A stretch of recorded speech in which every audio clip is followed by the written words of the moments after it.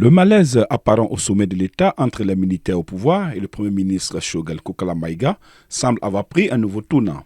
Le 24 mai dernier, à l'occasion des 3 ans de la rectification de la transition, le M5 RFP tendance Choguel Maïga a publié un long mémorandum dont une partie était assez critique de la gestion de la transition par les militaires, signé du président par intérim du comité stratégique proche du Premier ministre.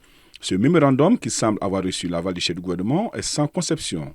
Il y a dénoncé certaines des recommandations issues du dialogue intermalien pour la paix et la réconciliation, qualifiées de tendancieuses et inopportunes, comme entre autres la prolongation de la durée de la transition de 2 à 5 ans, l'élévation des 6 colonels au grade général et la négociation avec les chefs des groupes terroristes. Le signataire a été placé sous mandat de dépôt le 28 mai pour outrage à magistrat, atteinte au crédit de l'État et diffusion de propos mensongers attribués à des tiers.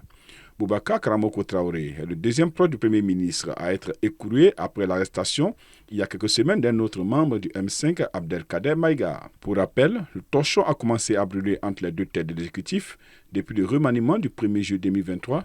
Ce nouvel attelage de l'équipe gouvernementale a été fait sans les ministres du M5 RFP qui se sont presque tous vus et conduits.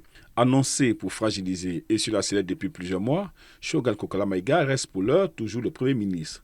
Mais ces jours sont-ils désormais comptés à la tête du gouvernement?